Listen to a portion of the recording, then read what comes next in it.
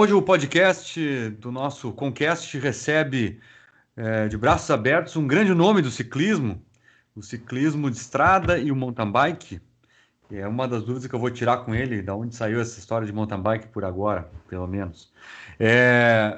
Felipe Fossati, por favor, Felipe, apresente-se aos ouvintes do Concast. Bom, então eu sou Felipe Fossati, né? Apesar do meu nome completo ser Felipe Fossati Reichert, mas eu acho que o Reichert, que eu pronuncio Reichert também, mas o correto é algo tipo Reichert, né? Sou ciclista há algum tempo já, né? Estou nesse esporte aí. Sou também professor de educação física, sou natural de Pelotas, morei praticamente a minha vida toda aqui, tive alguns anos no Paraná, em Londrina, inclusive minha filha nasceu lá, minha filha é londrinense, né? Mas retornei a Pelotas e estamos aqui, hoje em dia morando de novo em Pelotas, mas atualmente também correndo por uma equipe de Santa Catarina. Acho que depois a gente chega lá para explicar essa história. Certeza. Então, Felipe, para a gente tirar uma dúvida, assim, porque eu sempre faço as perguntas e essa pergunta vai sempre, pelo que eu sempre vi, né, de todos os ciclistas que passaram aqui por esse microfone, eles sempre têm uma história para contar, uma história pretérita, né, de como que começou a bicicleta na sua vida. Mas não só a bicicleta competitiva, aquela primeira, quem foi que te ensinou a pedalar? Como é que começou a bike na tua vida? Então, a bike na minha vida, acho que como praticamente todo brasileiro, começou com um brinquedo, né, ainda criança. E as primeiras lembranças que eu tenho, assim, daquela felicidade, assim, em conseguir andar sem rodinhas, né? Eu me lembro direitinho disso daí. E eu morei durante muito tempo no mesmo prédio, né, desde os meus 2 anos até os, sei, 24, por aí. E eu me lembro que na frente do prédio tinha na calçada, assim, tinha uma descidinha de nada, né? E eu me recordo até hoje que foi ali que eu tirei as rodinhas, assim, e dei as primeiras pedaladas, né? Então entrou como um brinquedo, né? E aí naquela época a gente tinha mais liberdade que as crianças de hoje em dia, né? E andava pela cidade, assim, para lá e para cá, naquelas bicicletas que eram tipo cross, né? Saltava as calçadas, as rampinhas e começou assim, né? Mas nada competitivo, né? A bicicleta na minha vida, assim como de muitas crianças e adolescentes daquela época, era um brinquedo, né? Era uma diversão. Uhum. Começou naquela BMX, aquela famosa Calecross, assim, não? Exatamente, a minha primeira bike dessas assim, né, desse tipo, foi uma Caloi Cross, aquelas tipo Extra Light, né? A minha era Isso, vinho, tinha a vinho e tinha a azul, né? E eu isso. ganhei a da cor vinho, assim, então me lembro direitinho, assim, como é que foi. E aí depois eu troquei várias vezes de bike naquele tipo ali, né? E quando eu conheci algo competitivo em relação à bicicleta foi em relação ao BMX, que ele chamava de bicicross, né? Lá no Laranjal, onde havia uma pista. E aí conheci várias pessoas que competiam. Eu andava naquela pista, mas nunca competi, né? Tinha assim medo de competição dentro do BMX, né? Mas conheci pessoas que até hoje são meus amigos e começaram pelo BMX, tipo Laerte, Crisel, Pablo Madruga, Endrigo, Inácio Júnior, né? Que são pessoas assim que eram um espelho para mim dentro do BMX, né? Pessoas que eu conhecia e que venceram campeonatos nacionais até nas suas categorias, alguns deles correram mundial e alguns deles, como o Pablo Madruga, por exemplo, está até hoje correndo bicicross, isso daí é legal, né? Que Ele legal. tem seus filhos hoje em dia correm bicicross, tanto a menina quanto o menino. O Laerte está no mountain bike, né? Então, Uhum. tem várias pessoas assim que começam no esporte individual, principalmente com bicicletas e permanecem, né? Porque realmente é uma paixão, né? Normalmente, Sim. só faz por paixão. E nessa paixão, assim, como é que começou ela a se tornar um pouco mais psicótica, assim? Como é que começou a se tornar um pouquinho mais doentia, assim? Eu preciso andar mais, eu preciso sair toda hora. Como é que ela virou mais algo mais sério? Como é que foi? Foi numa speed, numa mountain bike? Como é que foi? Bom, passada essa fase assim, bem de infância, né? Que eu andava bicicleta dentro da cidade, tal, como deslocamento e para brincar. Já na adolescência, eu sem bicicleta, eu tinha um amigo que é o Cabelo, né? O Leonardo, que ele tinha uns parentes na colônia aqui no Monte Bonito, e dá uns 20 quilômetros daqui. E ele ia seguido lá de bicicleta, né? Na época, tipo mountain bike, né? Obviamente bem diferente das mountain bikes atuais. E ele, vamos lá, porque ele era amigão meu, a gente, né, ia já para as festas junto. Enfim, a gente tinha uma banda de rock, né? Ele era o baterista da banda, eu era guitarrista.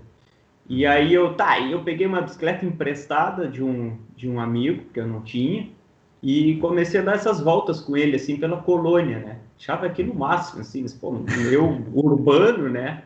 É.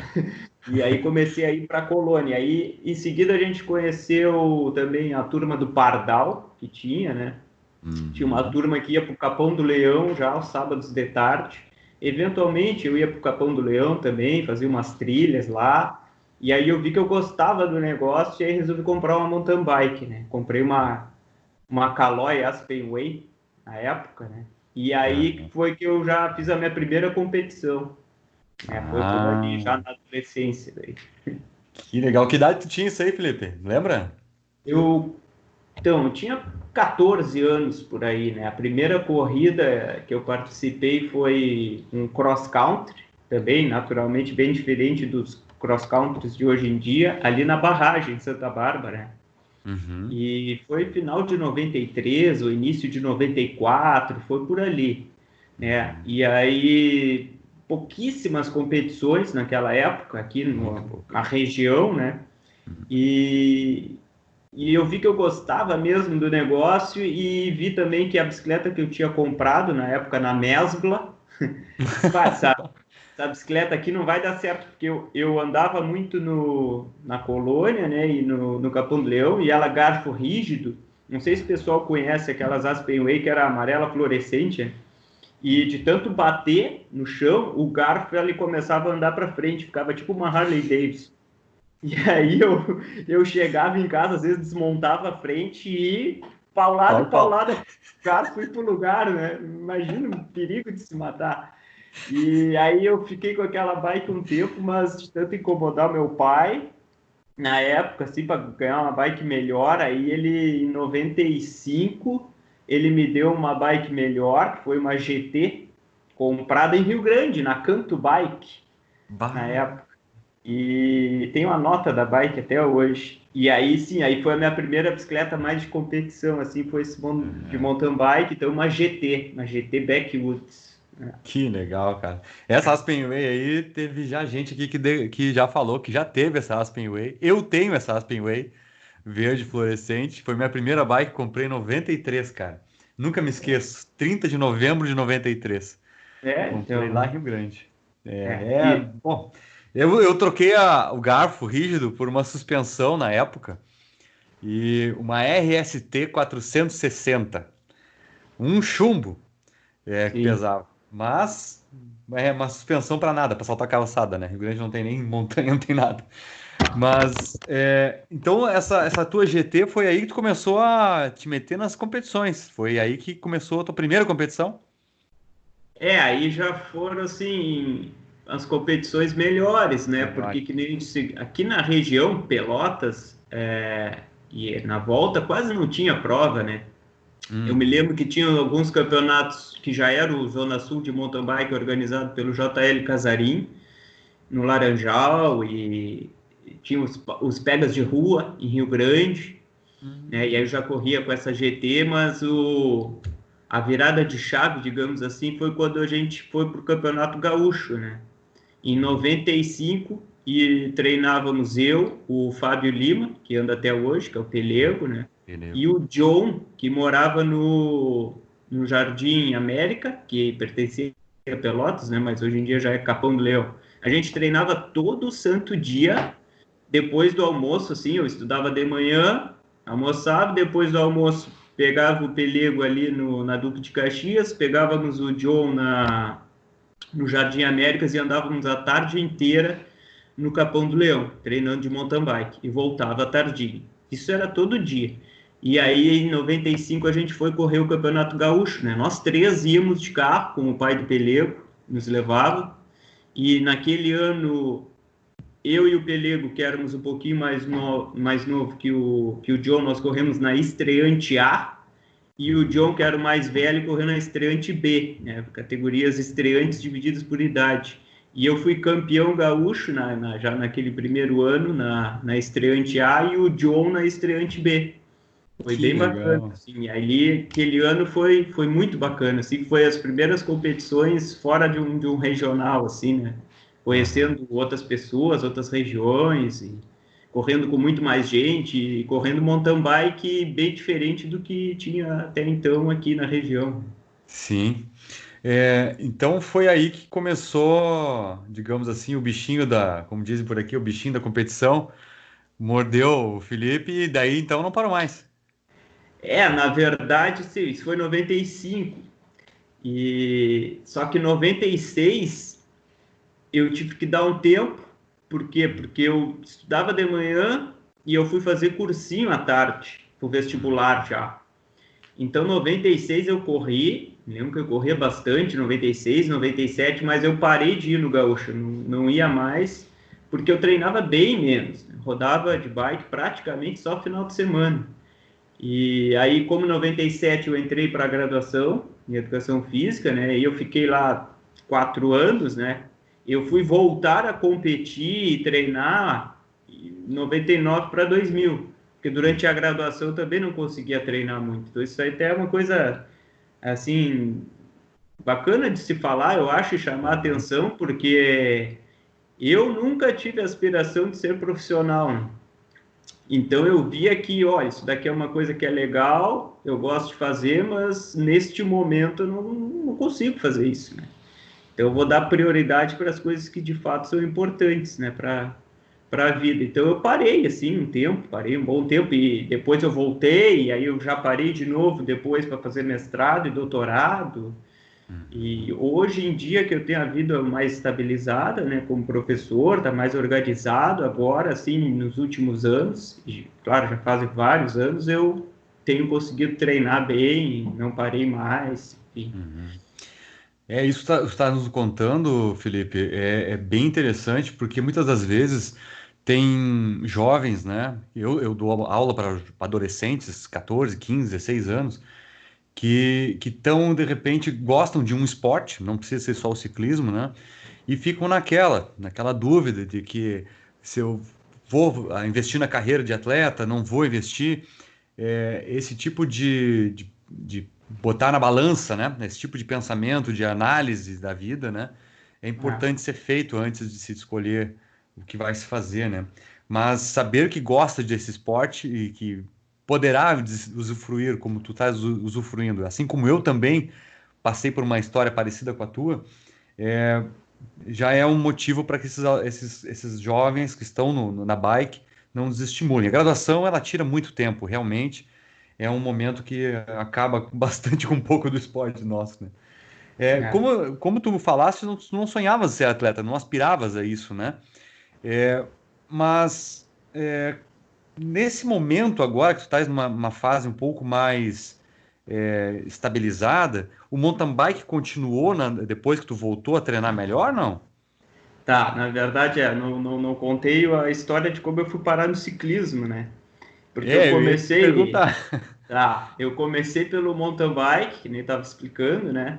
Aham. É, por causa desse amigo meu, muito, né? E aí fomos competir algumas provas e tal. Só que quando eu fui competir as provas de mountain bike de verdade da época, isso era em Uhum. 1995, não existiam provas tipo maratona, era tudo cross country. Um Uhum. cross country que era um pouquinho diferente do que é hoje em dia, mas muito mais técnico do que é uma prova de maratona, né? Uhum. E provas assim com trechos bastante técnicos, com muita lama, e não que eu seja assim totalmente braço duro, que nem os caras falam, né? Não tenho tanta técnica, eu até tenho alguma técnica, só que eu não gostava daquilo, entende? Eu pensava, pô, eu treino horas e horas, normalmente estradão, que é uma coisa que eu gosto de fazer, de ficar rodando muito tempo. Eu tenho um motor bom, assim, digamos, né? Tenho as pernas boas, só que chega nas provas e eu vejo que eu ando muito mais do que caras que me ganham, porque eu não gosto de andar nisso aqui, não gosto de ficar passando em raiz e pulando pedra, isso e aquilo. Apesar de que eu ganhei o campeonato, né, em 95. Mas eu não era uma coisa assim que me atraía muito, né? Eu via que, eu gosto é de baixar a cabeça só e dar-lhe pau, né? E aí, quando eu voltei a dar umas pedaladas, no final da graduação e já formado, eu disse, eu não vou andar mais nesse mountain bike, eu vou pro ciclismo. E foi aí que eu comecei a dar umas pedaladas de ciclismo, né? E aí as primeiras bicicletas foram lá recortadas pelos quadros recortados pelo seu Vanderlei, né, as Caloi, e aí que eu entrei no ciclismo, né? Aí eu conheci o Júnior, né, que anda até hoje. A gente, nosso amigo velho, a gente chama de velho careca, e já era quase careca naquela época. Conheci mais o Paulo Goulart, aqui da região, né? O próprio Rogério, estava um pouco afastado, mas a gente ouvia falar, né? Pessoal aí do Guanabara, né? O William e seu avô, seu pai, enfim, pessoal mais do ciclismo, assim, né? Então foi aí que eu fui parar no ciclismo. Aí que tu começou a dar as marretadas. E quando é que tu virou escalador? Tu te define um escalador, não? Dentro das possibilidades de se fazer dentro do ciclismo e do mountain bike, eu acho que a minha maior vantagem é na escalada, né? Não que eu seja um escalador, assim, né? Nato. E claro que os escaladores mesmo sobem mais do que eu, né? Mas dentro do que eu faço, assim, eu acho que o que eu faço de melhor é subir, né? E eu sempre tive essa ligeira facilidade, digamos assim, por subir, né? Não sei se é por isso que eu gosto de subir ou se eu subo bem e por isso eu gosto, entende? Não sei o que veio primeiro. Sim. Mas o fato é que eu gosto assim de subidas, né? Então eu não tenho essa barreira psicológica, digamos assim, em relação às subidas que muita gente tem, né? Sim. Eu vejo que muita gente, quando fala que vai ter uma prova com subida, é um trajeto com subida, a pessoa já bloqueia, né? Não quero ir, ou já vou ir mal. Não, né? Eu nunca fui assim, eu sempre gostei de ser desafiado por subidas, né? Então, eu acho que isso daí também facilita, né, de certa forma, porque o que tu acha que tu vai bem, tu emprega mais energia para fazer aquilo, mais vontade, e acaba fazendo melhor, eventualmente, né? Mas eu sempre tive uma certa facilidade. Eu me lembro que nem eu te falei que eu comecei a dar umas primeiras voltas com bicicleta emprestada, e eu me lembro que quando eu tinha a bicicleta emprestada, que nem era minha, eventualmente eu ia para o Capão do Leão com o pessoal da turma do Pardal, e eu já passava pedalando, assim, ia subindo em subidas que o pessoal empurrava a bike e não conseguia passar, e eu disse, eu subo, não sei vocês, mas eu estou conseguindo subir isso aqui, né? Então, acho que é dentro do que dá para se fazer no ciclismo, né? As diferentes características de tipo contra-relógio, uma passada mais forte, um sprint, a subida acho que é o que eu faço melhor. Que bacana. Cara, eu te perguntei isso porque claro, muitos ali, como eu sou também natural de Rio Grande, né? Eu sou natural de Rio Grande e ali é plano, tu conheces bem Rio Grande. E Pelotas oferece uma geografia melhor para subidas, tem mais oportunidade de subir, né? Então também pela tua localidade onde tu moras, fica um pouquinho mais fácil de treino. Uma coisa que eu ia te perguntar, tu falasses aí do JL Casarim, e eu fui também cliente do JL Casarim, agora me lembrei, não fazia tempo que não lembrava. Eu comprei minha primeira bermuda de ciclismo lá no JL Casarim. em 1998 e eu me sentia um alienígena com aquela bermuda, porque só eu usava aquela bermuda na cidade inteira de Rio Grande, mas tudo bem. Me veio agora essa coisa na cabeça. Tu É, sabe que disso daí tem uma história engraçada, duas, na verdade, né? Porque nesse prédio que eu morei quase a vida toda, na frente do prédio tinha um ponto de táxi. E eu era adolescente, tocava uma banda de rock, então eu era cabeludo, né? Aquelas coisas de cabeludo. E comecei a pedalar. Então tu imagina o cara de colinha saindo de uma bicicleta de bermudinha colada. Meu, os taxistas se arreavam em mim, né?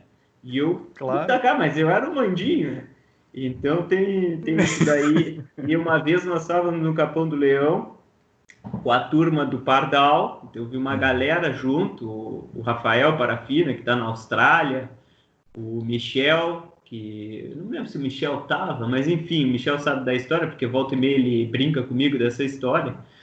E, e nós estávamos chegando na rua principal, aquela do Capão do Leão, que tem o calçamento ali, a gente sempre parava na padaria ali para tomar o meu famoso, tomar o Guaraná e comer a recheada. Assim. Recheado. E aí eu vinha na frente assim um dia e o pessoal vinha um atrás do outro, né? Como é de costume, a gente pedalar, e um morador de lá disse: olha, a guriazinha vai na frente. Aí eu tô de sacanagem comigo, né? Pô, aí não, cara. Mas acontecia direto, né? Como mudou as coisas, né, cara? Mudou, Né? cara, Sei mudou. lá, 20, 30 anos. Imagina, Totalmente. cara. A gente tinha vergonha de sair na rua, né, cara, É com aquela vergonha, roupa. vergonha. Camiseta de ciclismo, não sei tu, mas eu não tinha. Não, Eu eu andei também não. vários anos sem ter camiseta de ciclismo. Eu já tinha a bermuda, porque eu comprei a minha, eu comprei na Mesbla também. Mas camiseta de ciclismo a gente não tinha acesso, né? Era difícil, assim, não era em qualquer lugar que se encontrava. Então eu andei muitos anos, assim, era a bermuda de ciclismo em pochete, né? Onde levava as Pochete, coisas para claro. fazer um remendo, alguma coisa se precisasse. Né? Uhum. Ah, que tempo. Nossa. É. É. E me diz uma coisa, cara. A gente quando começa a dar essas primeiras pedaladas e começa a entrar em campeonatos e começa a ver os caras com camisetinhas, digamos, de equipe e tal, fica, digamos assim, nós, quando eu digo nós, quando estamos começando, né? Começa a pensar assim, cara, eu gostaria de participar de uma equipe. No teu caso, como é que foi a entrada numa equipe de ciclismo? A tua primeira equipe de ciclismo, como é que foi? Sabe que também, de novo, são características, eu acho, da nossa região, assim, né? E culturalmente é muito fraca em relação a ciclismo e mountain bike até, né? Do ponto de vista mais de competição mais séria, assim, né? Coisas mais robustas do esporte. E durante muito tempo eu corri sem ter nada de equipe e nem se ligava, assim, direito que, né? As coisas de equipe, né? Uhum. Porque não era da minha realidade isso. E quando o Lisandro da Nobre Bicicletas assumiu a loja que era do falecido, né, pai Uhum. dele e tal, e uma vez eu passei lá rapidamente assim para pegar não lembro o que da loja, aí ele falei com ele assim, 1 minuto, segui meu treino, né? Mas naquela época o seu Vanderlei também já estava fechando, já não tinha mais a bicicletaria do seu Vanderlei, e basicamente só existia a Nobre Bicicletas em Pelotas. E aí, aos Uhum. poucos, de tanto ir lá e tal, fui conhecendo mais o Lisandro, e o Lisandro já como proprietário da loja e tal, e nós já amigos, assim, né? Começamos aí em algumas provas juntos. E aí eu ganhei a edição dos 100 quilômetros de Barra do Ribeiro uma vez, foi 2000 e... Então, não tenho certeza se foi 2006, por aí, 2005. Mas quando eu ganhei aquela prova e estava no pódio, e no pódio lá eles dão a palavra ao vencedor, né? Eu Uhum. botei o Lisandro numa saia justa naquele momento, porque eu peguei e falei, como eu falo brincando assim, né? Disse, agora vem correndo avulso, falei, né? Como sempre. Mas Uhum. agora, a partir desse ano, o Lisandro da Nobre Bicicletas está aqui e vai montar uma equipe de ciclismo. Vai ser a Nobre Bicicletas. Pode perguntar para ele, fui eu que falei isso aí para ele. E aí, aquilo dali, de certa forma, eu já vinha falando para ele, para montar uma equipe e tal, e ele resolveu montar a equipe, naquele ano que eu venci, que eu não lembro Legal. se foi 2005, 2006, por ali. E aí, ali foi a primeira equipe que eu participei, na verdade, que eu ajudei a construir, foi a Nobre Bicicletas. Foi ali. Que não Que é uma legal. equipe assim com Uhum. profissional, não é totalmente diferente de uma equipe de fato de ciclismo, né, ou de mountain bike, era mais um juntamento de amigos que gostam de andar de bicicletas, mas dentro de um outro conceito de equipe era uma equipe também. Sim, claro. E que muitas das vezes ia para as provas vestindo a camiseta da loja, né? Claro, claro, nós fomos a Brasileiro, no Paraná, e a várias provas do Gaúcho, uma galera usando a vestimenta. Quando eu digo que não é equipe, é porque não é equipe de ciclismo tradicional, aquela que vai assim, 4, 5 pessoas para uma prova especificamente, com funções Claro. definidas e tal, uma coisa mais profissional. Uhum. E desde então, desde a Nobre ali, cara, que foi, digamos assim, tu fosse um dos fundadores, é, é, quais outras equipes tu já teve? Tivesse várias equipes, não sei, conta pra nós. É, já tive algumas daí da Nobre, é, em seguida, passou-se uns anos e a gente tentou fundar a Associação Pelotense de Ciclismo. Tá? Durante um tempo ela existiu na prática, muito embora os aspectos legais de abrir a associação ficaram um pouco na burocracia e se perdeu. Tá? Mas a gente correu daí já pela APC, que era a Associação Pelotense de Ciclismo, num formato mais já de ciclismo um pouquinho profissional, assim. Então tínhamos ali 4, 5, 6 pessoas que íamos nas provas, aí já ciclismo de estrada, né? Corremos várias etapas do Gaúcho, corremos as 500 milhas no Uruguai. Pela APC eu fui campeão gaúcho na elite daí de ciclismo em 2012. Que Né? legal. Então foi uma equipe que, passando a Nobre, na verdade eu ainda corria com a Nobre, assim, era tudo meio junto, né? Uhum. Aí, depois da Associação Pelotense de Ciclismo, eu fui correr na Focus, porque quando eu ganhei em 2012 na Elite o ciclismo, o Alexandre, que é o proprietário da Focus, uma empresa de assessoria e cobrança de Caxias, me convidou, que ele estava montando uma equipe, e aí fui correr na Focus. E aí ficamos lá 2 anos, foi o tempo que durou a Focus. Uhum. Da Focus eu passei para a Apuana, e aí corri na Apuana um ano, Apuana que existe até hoje, né? E Uhum. da Apuana eu saltei para SMV Vacaria, SMV Race de Vacaria, do Guilherme Corso, todo o pessoal lá de Vacaria, e Uhum. onde eu corri os meus 2 últimos anos de gaúcho. E também ganhei os 2 últimos anos na Elite, que eu corri o gaúcho, eu ganhei, foi 2017 e 2018 já.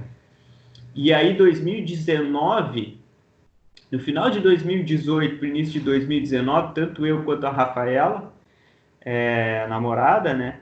Uhum. A gente já estava assim com uma proposta de para 2019 fazer coisas diferentes, né? A gente não estava mais a fim de correr gaúcho, a gente queria experimentar provas novas, enfim. E aí eu fiz um contato com o Maninho, que é o irmão do proprietário da Bike Point, para ver se ele me arrumava uma equipe de ciclismo para eu correr por Santa Catarina. Porque Uhum. basicamente em Rio Grande do Sul, muito poucas possibilidades e estava complicado, assim, nada que pudesse me ofertar iria me preencher naquele momento, assim, né?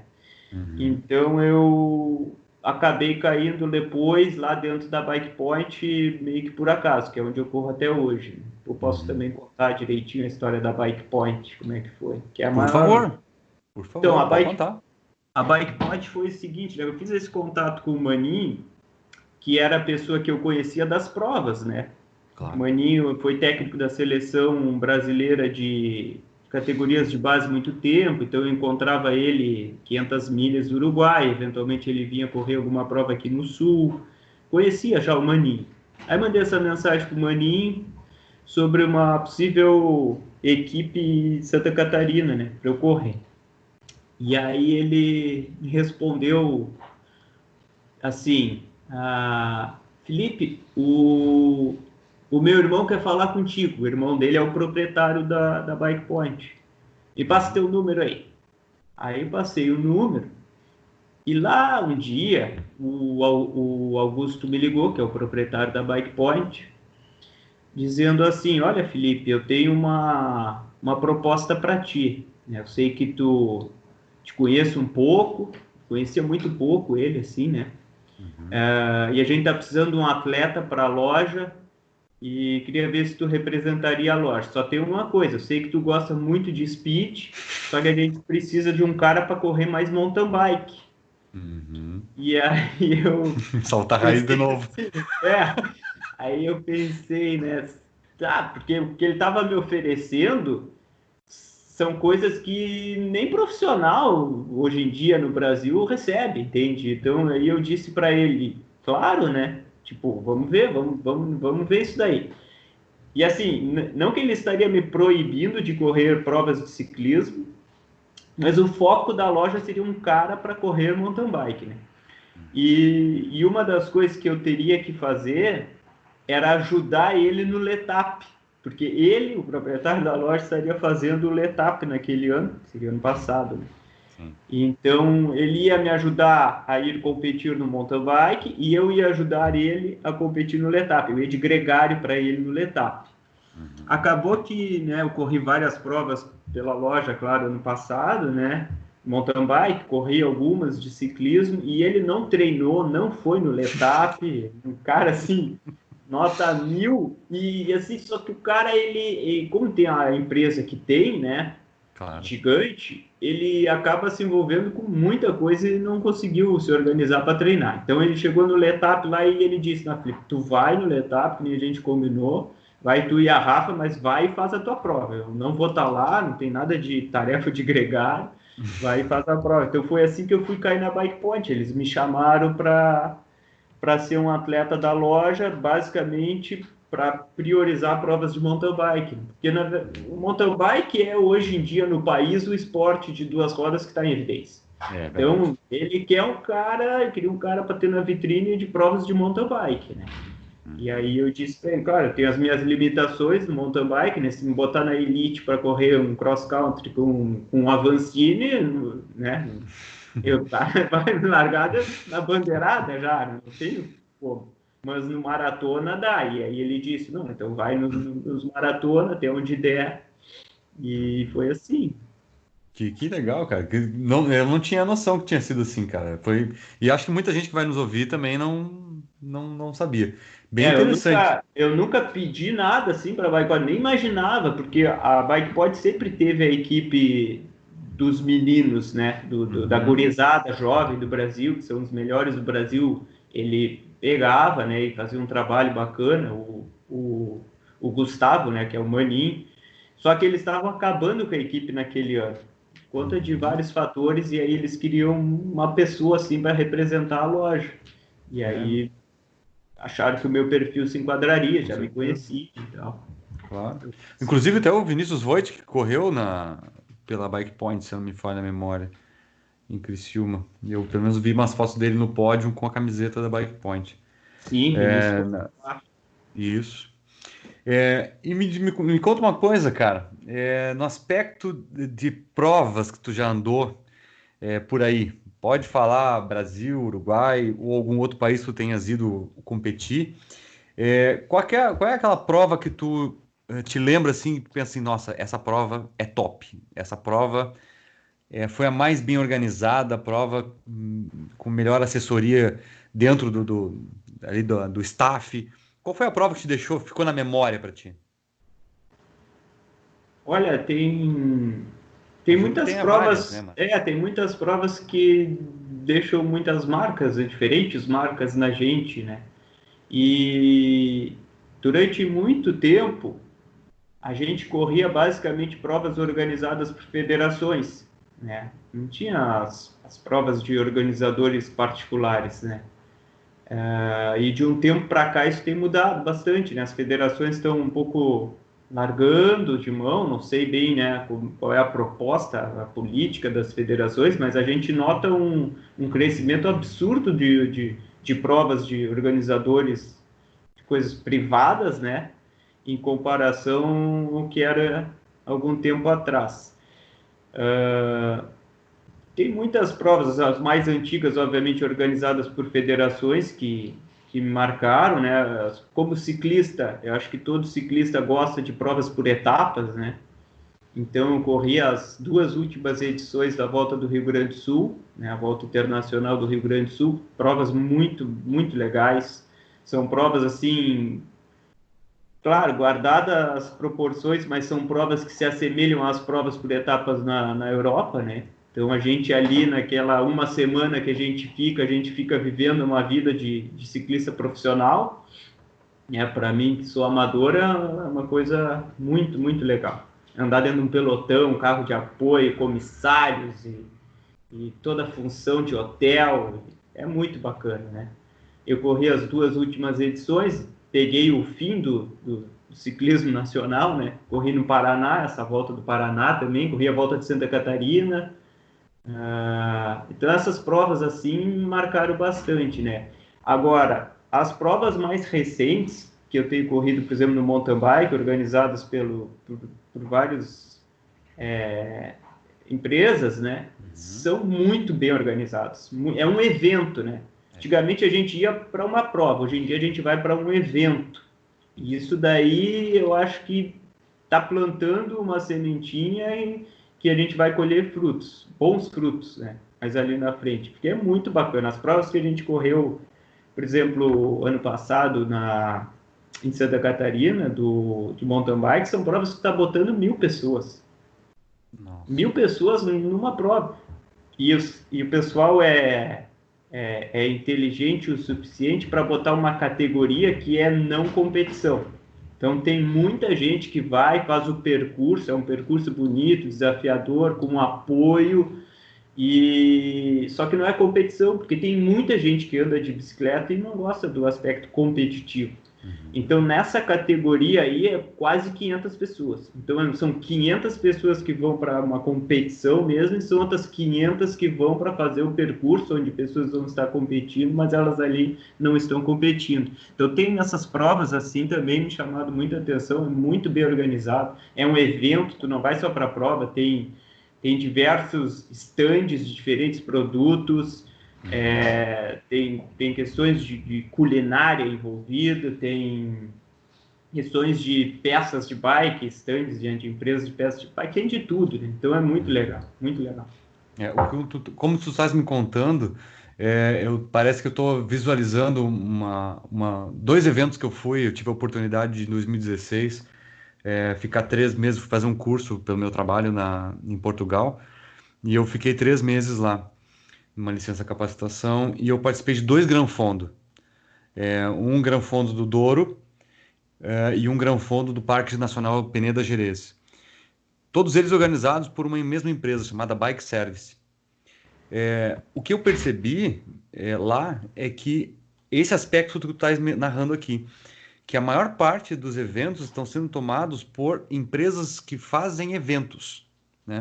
Então, uma empresa, a Bike Service, é uma empresa que faz Gran Fondos e outros tipos de eventos. Agora, a Federação Portuguesa, por exemplo, lá só se mete em categorias, em eventos que mexam com categorias de base, campeonato nacional, e só. Não organiza mais nada. Isso parece ser uma tendência que está acontecendo, só que aqui no Brasil parece que está ficando um pouco mais invasivo.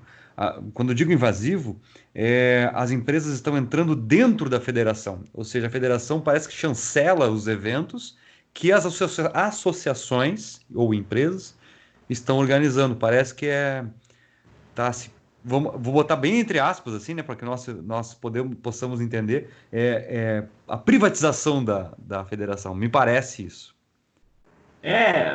Eu vejo que a gente não tem clareza, mesmo quem é de dentro do esporte, eu me considero uma pessoa de dentro do esporte, a gente não tem clareza exatamente assim, qual é a atual política das federações, da própria CBC, né? Porque até então o fomento ao esporte era muito pela organização das provas. e eu vejo que não é mais, ou pelo menos perdeu força esse elemento, mas não está muito claro assim para nós, né, exatamente qual vai ser o papel, né, o que agora eles estão mais centralizando seus esforços, porque eu até concordo que ficar organizando provas ou só fazer isso não deve ser papel da federação, né, tem outras funções aí a serem realizadas, mas, né, Sim, tá tendo uma mudança, isso aí é inegável, né? sim.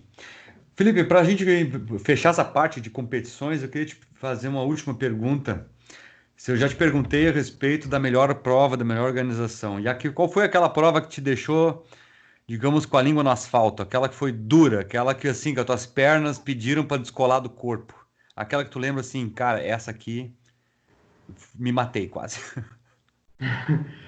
Tem duas, uma do mountain bike e uma do ciclismo, então.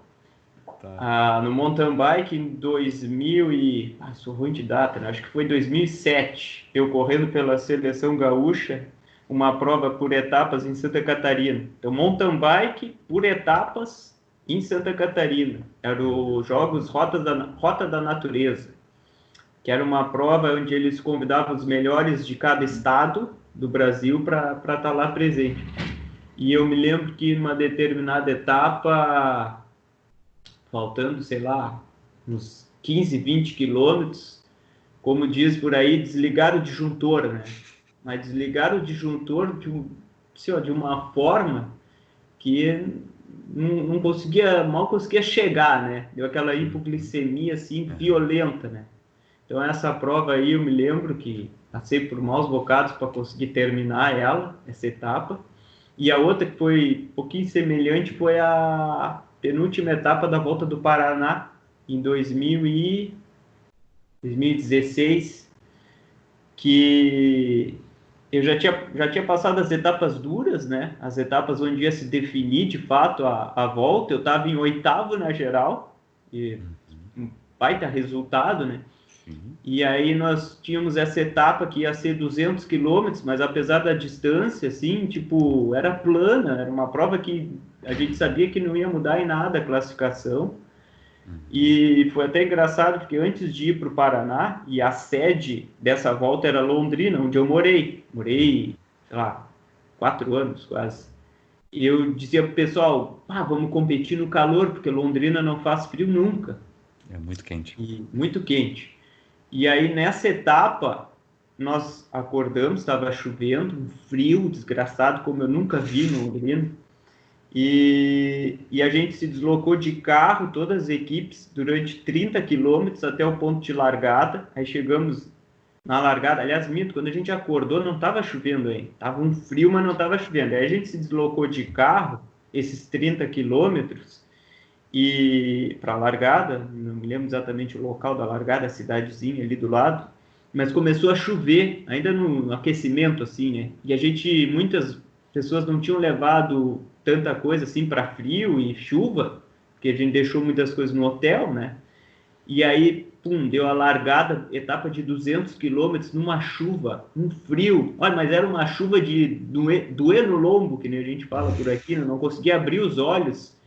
E, e aí e eu congelado em cima da bicicleta, eu não conseguia me alimentar, não tinha como pegar nada dos bolsos assim para comer, os dedos congelados, mal trocava a marcha, aí faltando assim uns 15 quilômetros para chegar também, eu preguei de novo, de fome, igualzinho a de Santa A de Catarina. mountain bike. Mas assim, eu morri de uma forma que eu tomei minutos, até faltando 10, 15 quilômetros eu estava junto, eu tomei minutos e minutos do pelotão, e ali eu caí lá para trás na classificação geral e tal, né? Então foi uma prova que me marcou muito, não só pela dor física, assim, e o quão ruim foi aquilo, mas pelo psicológico, sabe? Me preparei um monte, era fácil aquela etapa de terminar, e acabou se transformando num pesadelo por conta do clima e É, tudo que aconteceu. é um dos grandes inimigos do ciclista, né, cara? É o clima. Não É, tem muito, não tem muita chance. Ele vem e dá-lhe mesmo. é. Cara, como é que tu planeja teu treinamento? Tu treina muito mais hoje, road ou mountain bike? Como é que tu tá te dividindo entre as modalidades? Porque eu vejo às vezes tu treina asfalto, né? Tu treina speed. É. Mas como tu tem o teu link com a Bike Point, representas a equipe e a loja, tu tem também que dar uma treinada no mountain bike, né? Como é que tu faz isso? Eu treino muito ciclismo de estrada ainda, continuo, mas eu ando aí uma ou duas vezes por semana no máximo na mountain bike. Então, pelo menos uma vez por semana eu dou uma rodada na mountain bike. Eu acho que importante é alguns aspectos mais específicos da modalidade, né? Uhum. E agora a preparação do motor todo, digamos assim, o condicionamento eu faço basicamente na Speed, né? Eu acho que é mais fácil controlar as variáveis importantes assim de treinamento na Speed. Sim. Mas eu ando uma ou duas vezes por semana na mountain bike. O problema de andar também no mountain bike demais é o desgaste que dá, né, na bicicleta, no corpo como um todo, né, mais desgastante, assim. Então, mesmo eu tendo o apoio da Bike Point, eu não quero ter que ficar pedindo uma corrente nova a cada 2, 3 semanas. Pessoal, se eu andar o que eu ando na Speed na mountain bike, eu vou gastar uma corrente a cada, sei lá, 3 semanas por aí. Sim, claro. Essas bikes mais modernas de 12 velocidades, a corrente mais fina está gastando bem rápido. E não é só a relação ali que vai gastar, né? Toda a bicicleta como um todo, ela é muito mais suscetível a ter problemas, assim, pelo impacto, por tudo, né? Claro, É com uma mountain certeza. bike. Tu é muito cético na alimentação, não? Tu é daqueles caras que fica comendo só farinha de arroz, essas coisas assim, não? Ou tu come uma pizza no final de semana? Como é que tu Eu, cuida da tua co alimentação? eu como uma pizza no final de semana e dia de semana. E dia de semana também? Somos dois, então. Eu assim, até é uma coisa engraçada. Eu, apesar de saber, obviamente, da importância da alimentação e tal, até muito tempo, durante muito tempo, eu não dava. Apesar de conhecer, saber da importância, eu comia muito, mas muita porcaria, né? Bolachinha recheado o dia inteiro, beliscando, né? Hum? E bolo disso, bolo daquilo. E quando eu fui correr a volta do Rio Grande do Sul, 2015, a primeira, em 2014 eu tinha tido uma cirurgia de hérnia inguinal, tive 2 hérnias inguinal, né? E, e aí quando eu estava em recuperação da hérnia inguinal, ainda sem pedalar, eu fui num congresso mundial de ciclismo na Inglaterra, onde estava saindo o Tour de France, tal, assisti o Tour de France, e lá eu vi assim, meu, tem que dar um jeito na alimentação, porque eu via no congresso, e onde estavam lá técnicos dos Pro Tour, das equipes Pro Tour, estavam atletas Pro Tour, estava o Nicolas Roche, por exemplo, estavam vários atletas lá. Eu vi assim, meu, os caras dão muita importância para a alimentação, muita, né? E eu voltei de lá, no final era junho, por aí, julho, eu corri mais, voltei a pedalar um pouquinho, né? Corri as últimas provas do ano, mas eu estava muito pesado porque eu sou, né? Muito gordinho, digamos assim. Eu engordo basicamente barriga. E aí eu disse, não, tipo, chega disso daqui, né? Vamos fazer as coisas certas uma vez na vida e vamos ver o que acontece. E ali em 2000, final de 2014 para 2015, onde a gente já sabia que ia correr em 2015 na volta do Rio Grande do Sul, ali eu, de fato, controlei a alimentação por um bom tempo e o resultado é absurdo, assim, né? O quanto modificou meu peso, a minha potência relativa que eu tinha, né, de performance. E ali de lá para cá, não é que eu tenha alimentação exemplar, mas eu controlo muito mais hoje em dia. Sim. Agora, eu não sou profissional, eventualmente eu tenho épocas do ano que eu estou comendo mais as porcarias, digamos assim, mas quando tem provas importantes que eu preciso, de fato, me focar e tá bem, aí eu controlo mais a alimentação. Já tive nutricionista controlando, mas hoje em dia eu faço por mim, assim, né? Já Algumas aprendeu a coisas. receita, né, Felipe? A gente chega uma hora que aprende um pouco, né? Dá para ter uma boa ideia, assim, do que deve se fazer, né? E também quando o pessoal vai a nutricionista, é importante que pegue um nutricionista com experiência no esporte, né? Também, porque eventualmente pode não bater muito com o que tu está fazendo no esporte em relação à tua dieta, enfim. Então é importante ter um nutricionista esportivo. Verdade. Felipe, eu ia te perguntar uma coisa aqui, mas eu acho que tu já falou nas entrelinhas, mas assim, para a gente fechar a ideia, talvez fique melhor. Tu já competiu em vários estados, vários lugares. Como é que tu vê o ciclismo hoje no Brasil?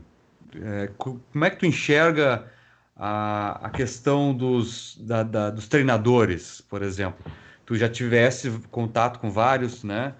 É, a questão de como é que eles estão capacitados quanto, por exemplo, ao treinamento europeu. Por exemplo, os caras estão treinando na Europa, como tu falaste, se tu fosse a um congresso mundial de ciclismo, tu pode ver o que os caras discutem no topo, né, da cadeia, vamos dizer assim. Como é que tu enxerga isso? Existe muita discrepância do tópico para a prática, não? Eu vou te dizer que eu acho que o Brasil está no meio do caminho, digamos assim, entre o que é, por exemplo, ainda hoje no Uruguai, pelo menos é a minha sensação, é o que eu vejo, e o que é na Europa. Tá? O ciclismo é um esporte que, como vários outros, carrega muito das coisas empíricas, né? Culturais, assim, do que o pessoal sempre fez, o pessoal da antiga fazia, e é isso que deve ser feito e repetido, e é assim que se treina. E isso ainda acontece, ao meu ver, mais no Uruguai, por exemplo, do que no Brasil. O Brasil está mudando muito, tá se tornando muito mais científico em relação às questões de treinamento, mas ainda está longe, muito longe de ser uma Europa. Tá? Pelo menos no nível mais alto europeu, eu te garanto que hoje em dia tudo que os caras lá do nível World Tour fazem é baseado em ciência. Tem, obviamente, muita prática, muita experiência, prática acumulada dos treinadores, mas todos os treinadores do nível Pro Tour, eles olham também para a ciência. E o problema que eu via muito, e graças a Deus estou vendo menos, é que apesar de que aqui no Brasil a gente ainda olha muito para o passado e como se faziam as coisas, né? E vamos repetir, tem cada vez mais gente olhando também para a ciência, né? Ainda é incipiente, ainda grande maioria das pessoas que hoje em dia se propõem a ser treinadores de ciclismo, apesar de muitos deles terem algum conhecimento científico, né, serem professores de educação física, profissionais de educação física, e isso é uma condição uma condição sine qua non, assim, precisa ter essa formação. Tu não tem como ser um profissional, um treinador de ciclismo se tu não tem uma formação profissional nessa área. Ainda assim, mesmo as pessoas que têm essa formação e esse estudo mais teórico sobre diversos aspectos de treinadores, falta em muito deles a prática, né? Que é o que eu costumo brincar na aula. Se alguém acha que a prática não é importante, pega uma pessoa que não sabe ler, não sabe nadar, desculpa, entrega para ela um monte de livro de natação e joga ela no canal São Gonçalo ali. Então, a prática é importante. Então, as coisas estão avançando, né? Estão melhorando até, eu digo, a passos largos, né? Mas a gente tem que demonstrar, os profissionais que têm a prática e o conhecimento, tem que demonstrar o seu trabalho, aparecer mais o seu trabalho para cada vez mais serem valorizados, né? A gente não pode, como já na Europa não acontece, a gente não pode ter um país onde os grandes técnicos, não digo técnico, até pode ser, mas os grandes treinadores, do ponto de vista de prescrição de treinamento, sejam apenas ex-atletas, né? Isso não tem como acontecer. Não, a ciência hoje fala alto, ganha tour, é o caso, eu sempre cito aqui quando eu falo com meus colegas aqui, a gente sai para pedalar e começa a bater papo. Cara, Chris Froome, ele tem um grande treinador, ele tem uma condição física exemplar, mas ele fica olhando para a cabeça lá para baixo com aqueles watts dele lá, cara. E a gente sabe que ele fica fazendo O isso. treinador dele é profissional de educação física. E é um profissional de educação física e ele sabe qual é a importância dos watts. Tem gente que usa watts, mas não, de repente, não, tu tem que fazer um outro tipo de treinamento, fazer mais força, fazer não sei o quê. Tem vários tipos de conceito das antigas, como tu fala, né? E tudo isso realmente é algo que se deve se pensar, né? De inovação, a questão da inovação, né? Uhum. Felipe, eu vou te perguntar um negócio que eu tenho curiosidade para todos que eu entrevisto.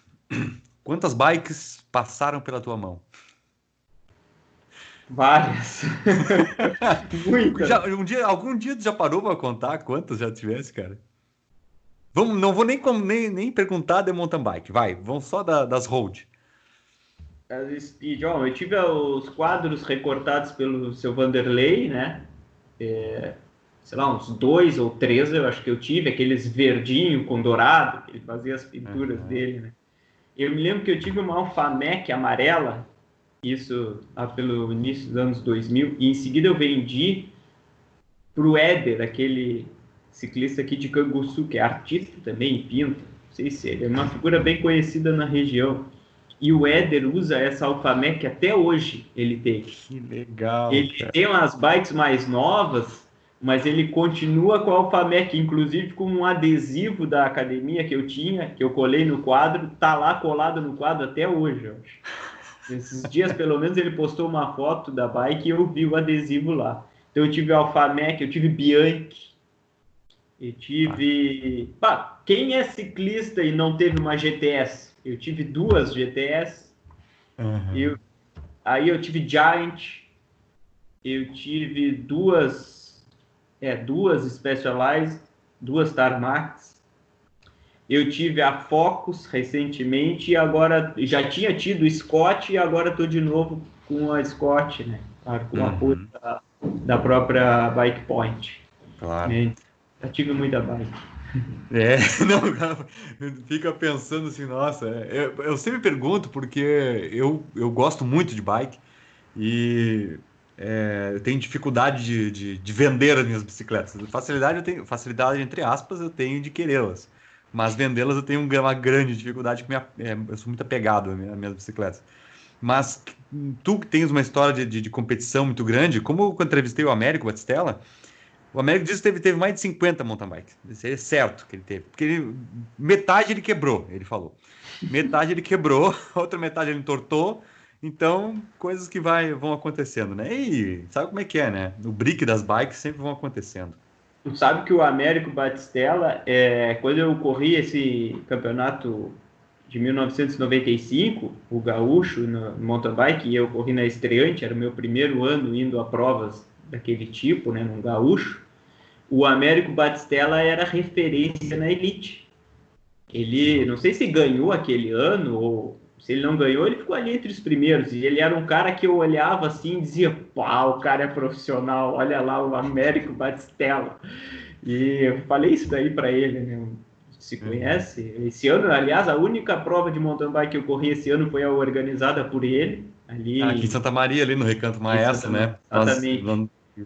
Eu me lembro de ter te visto ali. Eu É muito participei bacana. daquela prova. Muito, muito dura, nossa. É. Muito dura mesmo. Nós estamos chegando por fim aqui do nosso bate-papo, assim, e tá muito legal. Mas eu tenho que te perguntar uns negócios aqui, cara, que é para aquele guri, aquele piazinho, aquela moça, aquela mulher, digamos assim, que quer começar a praticar o ciclismo, tá? Quer começar a andar de bike. Ou seja, encontrando o pessoal no Pelotão do Trevo em Rio Grande, encontrando um grupo de uma loja da Bike Point, seja como for. O que tu acha que precisaria esse público que quer começar a pedalar? Qual é o conselho que o Felipe daria para eles? Bom, primeiro eu acho que tem que cuidar, né? Hoje em dia o andar de bicicleta, porque que nem eu estava falando do meu histórico, quando eu era pequeno, criança, e tipo, a idade da minha filha, 11 anos, eu fico imaginando, imagina deixar ela hoje ficar andando de bicicleta por aí. Não tem mais como, né? Então, hoje em dia, o aspecto de segurança é importante, né? Tu tem que ter uma certa habilidade, noção do que tu estás fazendo, né? Uhum. Então, nesse sentido, talvez andar com, não sair sozinho direto, mas sim com alguém que já tenha mais experiência, ou um pequeno grupo, né? Possa ser importante, né? Buscar alguma orientação nesse sentido, tá? Para começar, né? Para Uhum. não ficar batendo cabeça muito tempo, às vezes assim, como, porque se tu pega uma bike que se tu deu a sorte, digamos assim, de ter o quadro no teu tamanho correto, já é meio caminho andado. Mas se tu pega uma bike que mesmo com um quadro do tamanho correto para ti, que ela tá toda mal regulada, tu vai odiar pedalar, tu não vai gostar de pedalar e tu vai abandonar a prática em seguida.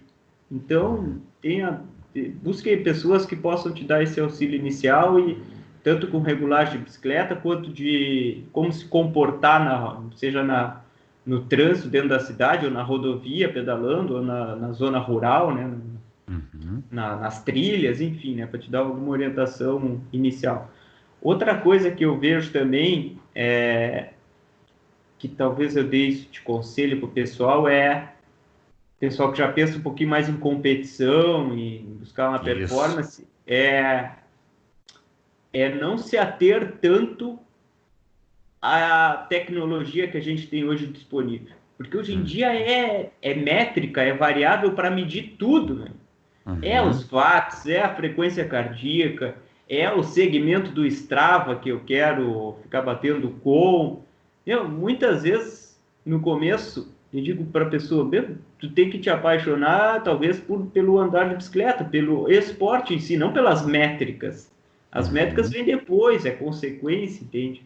Esses dias até fiz uma postagem de vivendo essa época de pandemia e tal, que não tem competição. Quem sabe tu esquece essas coisas tudo, esquece frequência cardíaca, esquece Strava e sai para Uhum. pedalar. Sai para pedalar e, né, porque isso é que é a essência do esporte, é o pedalar. Então, talvez esse seja um conselho assim, escuta o teu corpo muitas vezes, vai te ensinar muito mais sobre treinamento muitas Uhum. vezes, né, do que uma planilha que vem pronta de alguém que às vezes nem te conhece, nunca te avaliou direito, não sabe Sim. o que tu faz no dia a dia, não sabe o que tu faz. Bom, tu vai treinar 2, 3 horas, só que tu tem outras 20, 22 horas do dia que tu tá fazendo outras coisas, e essa pessoa nem sabe o que tu tá fazendo, não te conhece, né? Então, escuta mais o teu corpo, né? Tenta se apaixonar pela essência do negócio, que é o pedalar em si, né? É o tu ir numa descida, tu ir numa subida, tu fazer uma curva, é passar por uma trilha, e aí não tem métrica que vai ser mais importante do que as sensações que tu tem ali nesses momentos. Isso. Eu perguntei isso também para o Rafa, o nosso amigo Rafael Fernandes, que também já vai, logo, logo vai estar aí o podcast dele. E ele falou exatamente a mesma coisa que tu. Apaixone-se pela bicicleta para depois pensar em competir. Falou né, mais ou menos no mesmo caminho, né? Esquece um pouco essas coisas de métricas e Sim. anda de bike. As pessoas querem também muito coisa assim, tô fazendo o treino certo ou errado? Mas, na verdade não tem treino certo ou errado, né? Tipo, Uhum. calma, né? Calma. E assim, muitas vezes no início, quando tu tá começando no esporte, o que menos tem que te preocupar é assim, se teu intervalado que tu tá fazendo tá certinho, se é o melhor do mundo para ti naquele momento. Não, cara, calma, tu vai experienciar algumas coisas em cima da bike. A própria Rafaela, que é minha namorada, que obviamente eu oriento ela, todo esse ano praticamente a prescrição, digamos assim, de treino para ela é sai para andar, né? Eu obviamente conheço a rotina de vida dela, eu controlo um pouco assim o tempo que ela anda, mas não tem tido nada de treinamento intervalado. Tu tem que andar sempre nessa faixa de batimento, não. Aliás, muitas vezes ela nem usa a frequência cardíaca nos treinos. E tá aí, tá andando bem, né? Por quê? Uhum. Porque o principal para ela, ela entendeu que é o pedalar, é o gostar de fazer aquilo dali. Não interessa o Claro, resto. claro. Essa época aí que nós estamos vivendo hoje, né, Felipe? A gente está com essa, infelizmente, essa pandemia e esse nosso projeto Conquest nasceu nesse momento assim bastante delicado para o mundo inteiro, né? Nós que gostamos de sair à rua, né? Gostamos de pedalar na rua, pegar o ar fresco, sair nas trilhas. Estamos muitas vezes limitados, às vezes no início, muitas vezes nos sentimos limitados a sair para esses locais. Depois que essa pandemia passar, porque ela vai passar, né? Esse isolamento social que está começando já a abrir, as provas de mountain bike, por exemplo, vão começar a voltar. As provas de ciclismo, né? O CI já começou a dar datas, né, para os tours e tudo mais. Tu tens junto com a tua equipe, o apoio da loja, já tens alguma ideia do que pode vir a aparecer? O que tu tens de ideia de competição? A gente tinha já montado, claro, o cronograma de provas para esse ano, que seria bem diferente já do ano anterior. A proposta para esse ano seria correr menos provas, mas correr provas mais, não sei se mais importantes, mas assim, que dessem ainda mais visibilidade, né? Eu ia correr algumas provas mais assim, lá para cima do Brasil, né? Mas a nível nacional. E agora é uma incógnita, né? Até porque a gente não sabe se todas as provas que a gente tinha planejado se vão se manter ou não, né? Por exemplo, tinha uma prova de ciclismo que seria a primeira no Brasil a ser realizada nessas de estilo de grão fundo, né? O organizador particular, empresa, que era o Outroot, que ia ser em Santa Catarina, uma prova por etapas, eles já colocaram para 2021, né? O Letap, que é outra prova excelente de organização, muito bacana. Claro que o custo é elevado para participar dessas provas, né? Mas é uma organização totalmente diferente de uma prova de federação, né? É como eu Sim. falei, é um evento, né? Um mega evento, aliás. A princípio está mantida, então é uma prova de ciclismo que eu vou. Outra de ciclismo que eu devo ir ao Campeonato Nacional, né? Então estava planejado de eu ir tanto no maratona quanto no de ciclismo. Uhum. E outras provas de maratona que eu tinha planejado de competir, que é o desafio do Vale Europeu em Santa Catarina, que é esse campeonato que coloca aí cerca de 1.000 pessoas por etapa. A princípio, né, vai ter, mas a gente não sabe as datas, né? E outras provas que eu ia correr, uma em Minas Gerais, outra em São Paulo, aí tem que ver se Claro, você como vai é se que vai manter. ficar, né? Mas eu já iria correr menos provas. Ano passado eu corri, se eu não me engano, 25 provas. Esse ano eu ia correr umas 10, 15. E Uhum. aí, tendo as corridas basicamente no segundo semestre agora, vai ser menos ainda, né? Então, É, vamos é, aguardar, né, que tem que vai ser o aguardar. segundo semestre no Brasil. É. Felipe, quase no fim.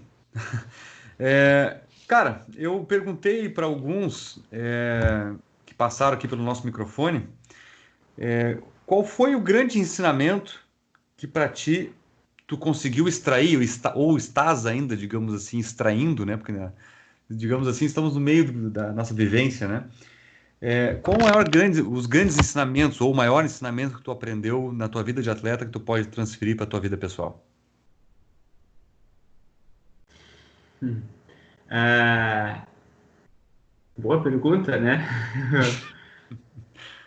Eu acho que o esporte em si, né, ele te ensina Uhum. tantas coisas, mas tantas coisas que fica difícil de colocar todas, né, verbalizar todas, né? Se a gente fosse, talvez, anotando no dia a dia as coisas que ele vai te ensinando, ficaria mais fácil, né? Mas ele te ensina a lidar com... Talvez ele te ensine, no fim das contas, e te ajuda, né, a te conheceres, né? Talvez ele te revele a ti mesmo o que tu és, né? E vai te moldando. Talvez seja por aí, né? E vai, de certa forma, o que acontece dentro do esporte muitas vezes acontece também fora do esporte, e as situações que tu passa, então, e lida dentro do esporte, tu vai aprendendo e talvez tu consigas aplicar boa parte daquelas coisas também nos teus outros aspectos da vida, né? Vida pessoal, vida profissional, enfim. né? Então, o esporte te traz muitas alegrias, mas também te traz muitas tristezas, né? Te traz as vitórias, mas que nem o pessoal às vezes brinca, tu ganha um monte de coisa e tal, já ganhou um monte de prova, e eu digo sim, só que assim, ó, eu, como qualquer outro esportista, nós perdemos muito mais do que nós ganhamos. Eu quando dizer ali que eu ganhei uma prova, na verdade eu ganhei uma prova, mas eu posso ter perdido 10 que eu competi. Então ele te ensina muito a lidar com derrota, com frustração, te apresenta assim, lida muito com o teu psicológico, né? O psicológico assim é fundamental. Se tu vai de fato encarar aquele desafio ou se eventualmente tu vai desistir, e não tem problema nenhum também de tu desistires, né? Tem que entender qual é o teu propósito para, né, para aquilo que tu estás buscando, né? De repente pode não ser tão importante dedicares a fazer aquilo lá, mas enfim, tu já sabe num outro aspecto que tu precisa despejar muita energia para as coisas que tu queres atingir, enfim, se vale a pena, se não vale.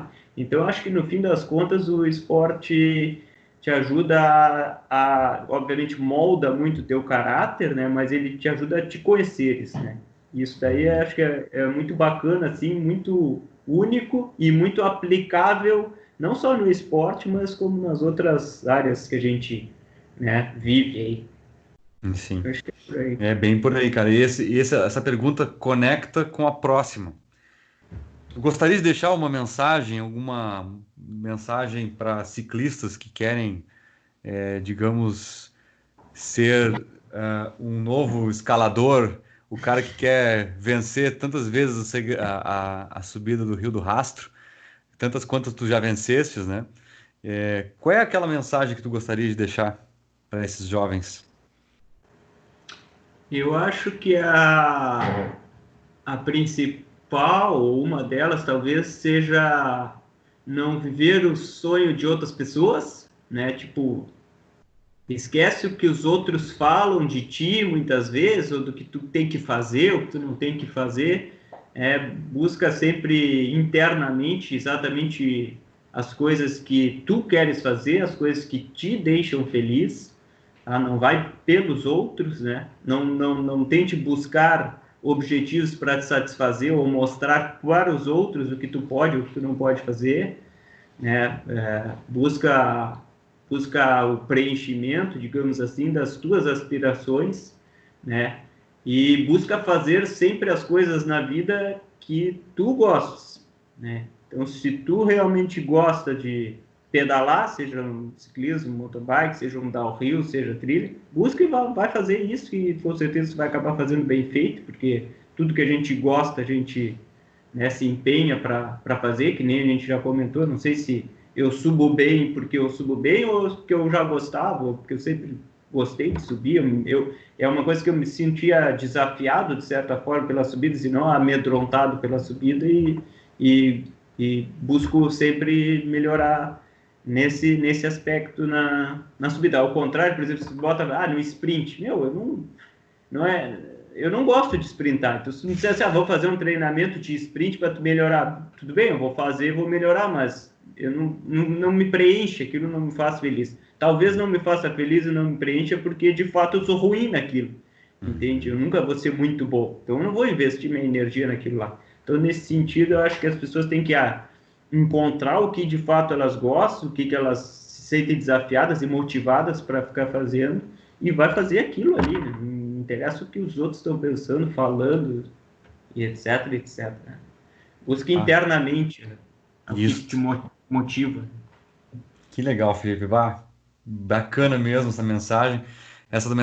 Tua mensagem corrobora com tantas outras que de vários outros atletas que tiveram aqui. E, e é isso. Eu acho que o ciclismo é isso, realmente. É aquela motivação interna. Tu resumisse em palavras o que realmente é. A motivação interna, a felicidade. E a bike é isso, né? Ela traz isso para nós. Não tá no script, mas eu vou te fazer uma pergunta que todo mundo tá querendo saber. Cara, revela, qual é o segredo de ganhar tantas vezes a subida do Rio do Rastro? Vai.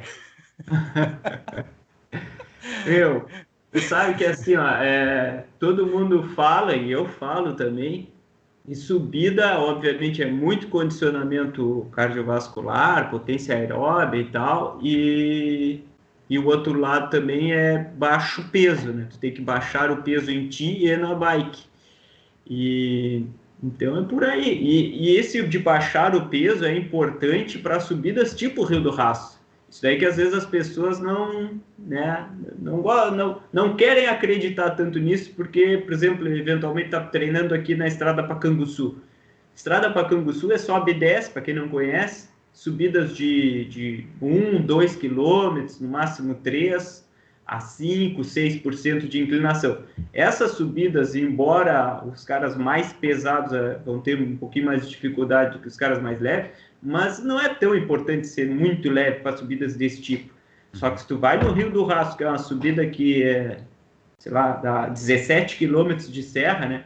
Os últimos 4, 5 quilômetros é 10% e não baixa nunca disso, é 10% ou mais a inclinação, tu vai estar andando dependendo da pessoa, vai estar andando a 10 por hora ali. Ali é importante ser leve. Então, é sofrer, é gostar de sofrer, se ajustar na bike, uma coisa que eu constantemente estou tentando modificar também a posição na bike para ficar mais confortável ou menos doloroso de subir. É as coisas que muitas pessoas sabem o que tem que fazer, mas muitas pessoas, no fim, não quer passar por isso, né? As pessoas só querem chegar lá em cima em primeiro, mas tudo que tem que fazer para chegar lá em cima em primeiro, às vezes as pessoas não estão tão dispostas assim a passar, o que é normal, natural, de cada um, né? Claro. Mas tem que ter umas sofridas aí antes. Sim, com Cuidar da certeza. dieta. Com certeza, não pode meter a pizza, né? Toda Sabe que hora. esse ano, agora em março, eu perdi, né? Eu fiquei em quarto, eu não ganhei. E eu fiquei muito bravo, sim, comigo mesmo, né? Porque sempre a de março, para mim, é mais complicado porque a gente vem de férias, né? E nas férias eu chutei o balde dessa vez. A Rafaela disse fim do ano tava bem pesadinho, a barriguinha.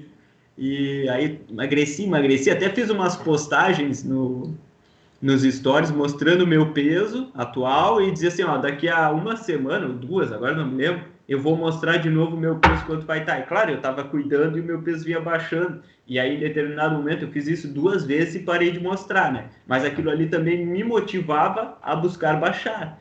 Só que eu não cheguei em março como eu gostaria de ter conseguido, né? Assim, faltou um pouquinho e também tinha pessoas mais fortes esse ano, tinha 2 equipes, então foi uma prova bem de ciclismo mesmo, assim, onde as equipes fizeram também a diferença e tal.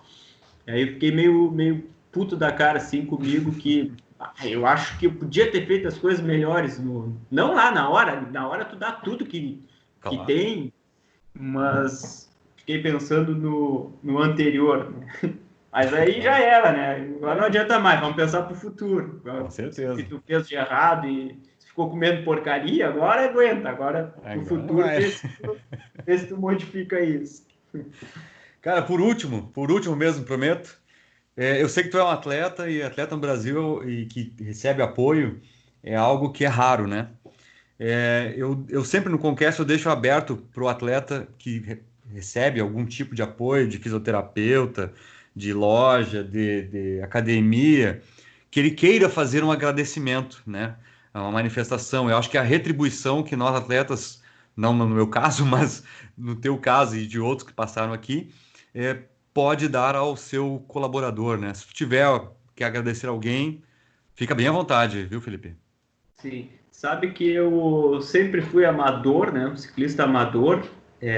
Ainda sou amador, muito embora eu corra na elite, né? Que em nosso país essa é a categoria que seria mais próxima dos profissionais, né? E tem muito amador correndo ali na categoria elite, né? Mas eu preciso agradecer, obviamente, a Bike Point, né? A Bike Point, todos esses anos que eu corro, né? Foi disparada a loja a empresa que mais me apoiou e o engraçado, eu pedi apoio para tanta gente, para tanta empresa, assim, e é uma situação tão chata, assim, às vezes tu mandar um currículo para uma empresa ou tu falar com alguém e meio que parece que tu tá pedindo pinico, né? E, e tantos nãos, né? E muitas vezes é não porque, de fato, a empresa ou a pessoa não consegue ajudar ou não pode ajudar.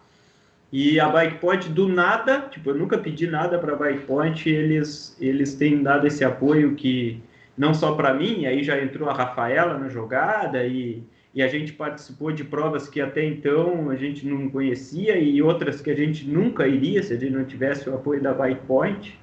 Então, agradecer a eles que, né, têm nos dado esse apoio incondicional. A Solifes, que é uma empresa também de Santa Catarina, que começou com o seu creme lá, Chamois, aquele creme anti-atrito que os ciclistas usam. Recentemente também tem nos enviado vários produtos para a gente testar, para a gente dar feedback para eles. Então, a Solifes também está nos dando algum apoio, mas recentemente, né? E tem uma empresa bacana que também, através da Bikepoint, a gente conheceu, tanto a Solifes quanto essa outra, que é a Go Bikewear, que é uma empresa também catarinense de roupas casuais de bicicleta, de camisetas, né? Então tem umas camisetas bem bacanas, eles já nos presentearam em mais de uma vez com várias camisetas. Não sei se o pessoal já viu, eventualmente eu posto alguma coisa no Instagram, tem uma camiseta do Serra do Rio do Rastro, por exemplo, tem uma branca e uma preta, e tem uma foto eu e a Rafa vestindo aquela camiseta, tem umas camisetas bem bacanas. Então, agradecer esses apoiadores aí e outras empresas que apoiam outros atletas também na minha condição, né? Acho que a gente tem que, de certa forma, também